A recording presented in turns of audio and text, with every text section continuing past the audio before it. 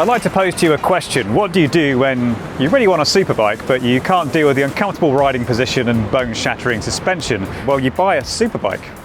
Kind of. So what we have here is the Suzuki GSX-S1000 GX. It's another very catchy title bike from Suzuki. What it does is it takes that K5 engine, which I think is so old it's probably mentioned somewhere in the Bible, but it's an icon nonetheless, and it packages it up in a familiar twin spar aluminium frame, which is used in all sorts of different bikes. And it reimagines all those ingredients into a more sort of upright package. Now, I know the GT already does that, but this kind of takes it further. So we have more suspension travel. There's 150mm at each ends, as opposed to, I think it's 130, 120. And also in terms of electronics, now we'll get into all that stuff later, but the key thing is, it has Suzuki's first ever semi-active suspension system. Now this has no interest in even pretending it's an old ADV that you can sort of take on green ends and stuff, because there are 17-inch wheels front and rear in road-focused Dunlop tyres. They are, bear with me, Sport Max Road Sport 2s. So yeah, it's not even got any sort of light trailability. It's very much focused on the road. The idea is you should have kind of a superbike-like experience, but not one which is going to involve shattering your poor middle-aged body. Suzuki really has thrown the kitchen sink in terms of electronics at this thing.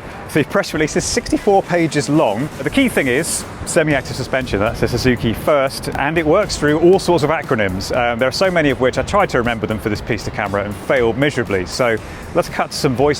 This is going to get a bit complicated, so just in case you get bored, we'll stick a video of a cat or something you can look at on one side of the screen. So first we have Suzuki Intelligent Ride System, or SIRS, which refers to the whole suite of electronic gubbins. Under that there's SDMS Alpha, or Suzuki Drive Mode Selector Alpha, with which you fiddle around with the riding modes, changing various aspects including the throttle response and the behaviour of our next acronym. And that's Suzuki Advanced Electronic Suspension, or SAES, which includes the subsets Suzuki Road Adaptive Stabilization, or SRAS, and Suzuki Floating Ride Control, or SFRC, which are both about smoothing things out dependent on road conditions. And then there's Suzuki Deceleration Damping Control, or SDDC, which reduces brake dive. Oh, and finally, there's Suzuki Clutch Assist System, or SCAS, which is a fancy way of saying it's got a slipper clutch.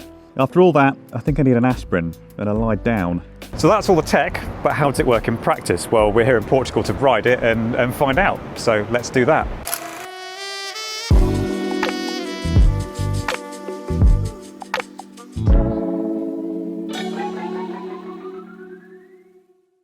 So now we are stopped at a rather lovely vantage point of the Atlantic Ocean.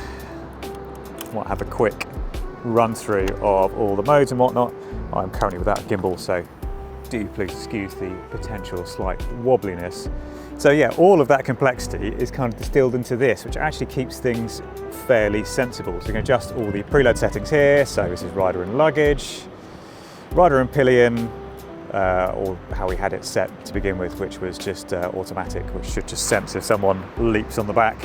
So if I press the back button now, got the other, so this is for the adaptive suspension. So we have medium, soft, and hard, and the U is user preset. Now this is actually where it gets quite complicated, because you can then go sort of 3 levels below and 3 levels above each of the 3 core settings, which I think gives you something like 28 different settings, but I don't know if many people will actually bother doing that.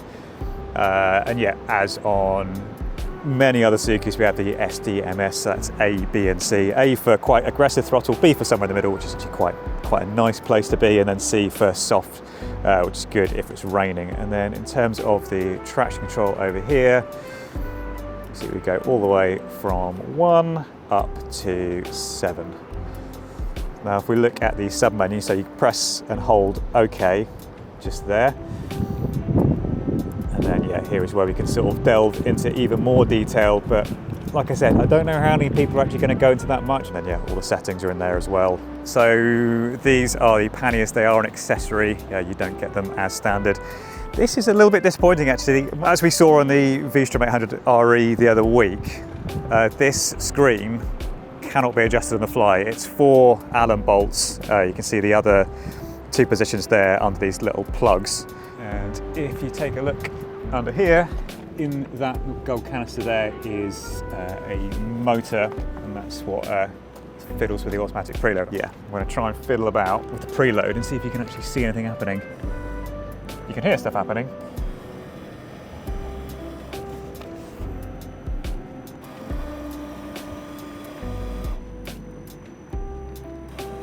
So here is an interesting comparison for you. GSX-S1000 GT there, GX just behind it. Well, lots of GXs. You can see just from a glance how much taller the GX is. Not drastically, but yeah, it's a noticeable difference. What do you think about the styling as well? I think I prefer the GX. I feel like the GT kind of looks like it's frowning a bit.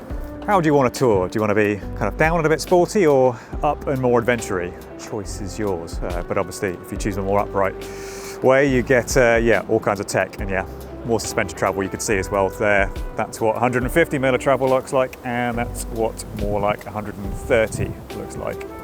Over 2 days, we rode the Suzuki GSX-S1000 GX on a wide variety of roads, from city streets with rough cobbled stretches to sweeping rural roads and motorways, the latter mileage including a couple of trips over the Tagus River Bridge just by a giant concrete Jesus. The GX took it all in its stride, not feeling out of place anywhere. Day 2 included 150 miles of riding and I didn't have a sore arse after it. That's partly down to the new, thicker seat, but also the sumptuously smooth ride. I mostly ran the suspension in medium mode, which seemed the best balance. Soft was a bit too soft, with a lack of control to the damping making it feel like the bike was getting away from you on bumpy roads, and hard on the other hand was, well, too hard. The setup is clever enough that you don't need to worry too much about fiddling with the modes, as in the background the compression and rebound damping is being tweaked anything up to 1000 times a second. It's still a sporty feeling bike in the corners. Yes, it's more upright than the S1000 GT, but the peg positions are the same, and you are still leant forward more than on something like a Visordown 1050. The bike also hides its 230 kg weight well, perhaps as a result of the smart suspension keeping the bike more level during braking and acceleration. Tyres were the talk at the launch, with a general feeling that the Dunlop Sport Max Road Sport 2 tyres were a touch vague. A lot of the roads in Portugal do have a weird, almost polished surface though, so it's hard to tell how much of that was a factor. The engine doesn't offer up any surprises. If you love old school superbike engines, it'll be perfect for you, screaming its way up to 11,000 RPM to deliver its 150 brake horsepower. If 1 litre inline 4s aren't your bag though, it won't do anything to convince you otherwise. And you may be irked at how little you end up cranking it around to the top end, with first gear topping out at over 90 miles an hour. I've heard.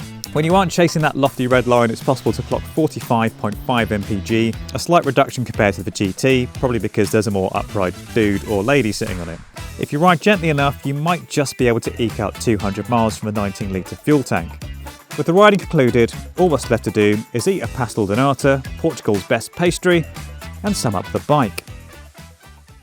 I suppose you could accuse Suzuki of just getting a bunch of old stuff and kind of dressing it up in new tech and hoping that that passes muster. But I think there's another way of looking at it, which is, you know, it's all the stuff you want. That K5 engine, I know we like to poke fun at it for being pretty old, but it's an icon for a reason. And to kind of put it in this package where you've got all the electronics so you can, you know, enjoy it in a different way is commendable. The tech does actually work really well. It obviously seems really complicated when you read that press release. It seems to be as long as Lord of the Rings, but in the reality of its operation, it's easy to fiddle with on the modes. As I said, I don't think people are going to go too far into the minutiae of the different settings. I don't think, you know, everyone's going to take advantage of those 28 different settings that you've got to play with. But yeah, even in medium, you'd be going over some rough patches of road and it, yeah, soaks everything up nicely. It's maybe even as good as the skyhook stuff that you get on the Ducati Multistrada V2 and V4. Now the most obvious rival to this would be the BMW S1000 XR, which has recently been updated. We haven't ridden the updated bike yet, in fact no one has at the time of recording this, no journalists I should say. We did have a quick sit on the bike at Motorcycle Live and it does feel